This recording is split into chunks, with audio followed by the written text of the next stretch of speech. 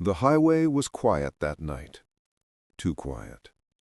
A light rain tapped against the windshield of Officer Ryan Daniels' cruiser as he drove through the outskirts of town. He'd been on patrol for 12 years, and in that time he'd seen almost everything. But sometimes, the cases that start the smallest end up being the ones you never forget. Just after midnight, Ryan noticed a beat-up pickup truck swerving slightly between lanes. No headlights, no plates, no registration sticker. "All right," he muttered, turning on his lights. "Let's see what's going on here." He pulled the truck over on a lonely stretch of road, and when the driver's window rolled down, his heart sank. Behind the wheel was a teenage boy, barely 16, shaking from head to toe. Before we dive in, make sure to hit like, share, and subscribe, and let me know in the comments, where are you watching from tonight? I love seeing how far these stories travel. Now, let's go back to that rainy night when one traffic stop turned into a story of compassion, courage, and second chances. Ryan approached slowly, flashlight in hand. "License and registration," he said automatically. The boy swallowed hard. I don't have any, sir." Ryan frowned. "Whose truck is this?" The boy hesitated. It's my dad's." Ryan leaned closer. The kid's clothes were dirty, his eyes red from exhaustion. On the passenger seat sat a blanket, a small backpack, and what looked like a bag of groceries, half crushed and cold. "Step out of the vehicle," he said, but his tone was calm, not harsh. The boy obeyed, keeping his head low. His name, Ryan later learned, was Tyler Reed. "You been drinking?" Ryan asked. Tyler shook his head. "No, sir." "Then why are you driving without lights or tags?" Tyler's voice broke. "Because I was trying to get home before morning." Ryan narrowed his eyes. "Where's home?" The boy hesitated. We don't really have one. Not anymore." That answer hit Ryan harder than he expected. He looked over the truck again, a torn sleeping bag, an empty water jug, and an old photo taped to the dashboard. It showed a man, a woman, and a little boy, smiling. "You been living in this truck?" Tyler nodded silently. "I see," Ryan sighed, and turned off his flashlight. "All right, kid. Why don't you tell me what's going on here?" Tyler rubbed his arms, his voice trembling. "My dad got hurt at work 3 months ago.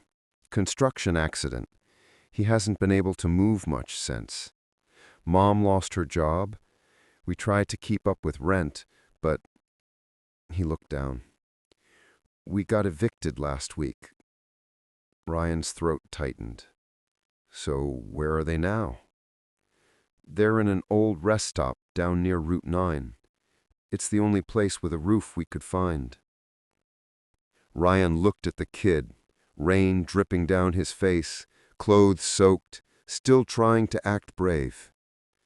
"You drove out here for what?" he asked quietly. Tyler pulled a wrinkled prescription paper from his pocket.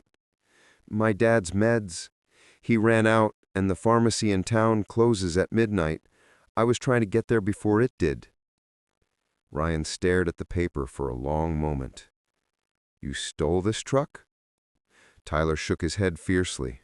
"No, sir. It's ours. It's all we have left." Ryan exhaled, shoulders dropping. The law said he should write the ticket, maybe even impound the truck. But his heart said something else entirely. He studied the boy again, shivering, scared, desperate to protect his family. "You're a good kid," Ryan said finally. "But you're one mistake away from ruining your whole life." Tyler blinked. "I just wanted to help my dad." Ryan nodded slowly. Then maybe I can help you. Instead of calling it in, Ryan told Tyler to follow him. They drove through the rain until they reached the 24-hour pharmacy near the edge of town. He went inside, paid for the medication himself, and handed it to the boy without a word. Tyler looked down at the bag, his lip trembling. "Sir, I can't pay you back." Ryan smiled faintly. "Didn't ask you to." They drove together to the rest stop. In the flickering light of the parking lot, Ryan saw a woman sitting on a blanket beside a man lying on a mattress of old coats. The woman gasped when she saw the cruiser. "Please," she said quickly, "we'll leave in the morning, I promise." Ryan knelt beside her. "Ma'am, I'm not here to arrest anyone." He handed her the bag of medicine. "I think this belongs to your husband." Her eyes filled with tears. You brought this?" Ryan nodded. "You've got a good kid. He's the reason I'm here." The man stirred weakly, whispering thanks. Ryan saw the pain etched into his face, ribs bandaged, hands trembling. He'd seen men like that before, proud fathers who refused to beg for help. Ryan stood up, looking around the broken rest stop. The roof leaked, the walls were cracked, and the family huddled close to stay warm. "Listen," Ryan said firmly but kind. "There's a shelter downtown. I know the guy who runs it. He's a friend. You'll be safe there." The mother shook her head. "We said we had to wait for approval. We've been on a list for weeks." Ryan's jaw tightened. "Then I'll make a call." That night, he used every contact he had. The local shelter director, a community center volunteer, even his old captain. By sunrise, the Reed family had a room in a transitional housing unit, clean beds, hot showers, and meals. When Tyler saw his parents finally asleep in real beds again, he turned to Ryan and whispered, "Why are you doing this for us?" Ryan smiled. "Because a long time ago, someone did it for me." Tyler frowned. "You?" Ryan nodded. "My dad left when I was your age. My mom worked 3 jobs. One night, a cop found me sleeping in a park. He didn't write me up. He took me to a shelter. Gave me a chance." He paused, eyes softening. "I figured it's time I paid it forward." The next week, Ryan visited often. He brought groceries, helped the father fill out workers' comp paperwork, even called a local mechanic to fix the old pickup for free. Tyler began volunteering at the shelter, helping other kids his age who had nowhere to go. He told Ryan he wanted to be a cop one day, not to arrest people, but to do what you did. Ryan just smiled. That's the right reason to wear the badge. Months later, the Reeds were living in a small apartment again. Tyler was back in school, his father on the road to recovery. On Christmas Eve, they invited Ryan over for dinner. He almost said no. Cops rarely get time off, but something in his gut told him to go. When he arrived, Tyler ran up with a wrapped box. "Open it." Inside was a small wooden plaque. It read, "To Officer Ryan Daniels, the man who gave us a second chance." Ryan smiled, fighting tears. "You didn't have to." Tyler interrupted. "You gave us everything, sir. We had to do something."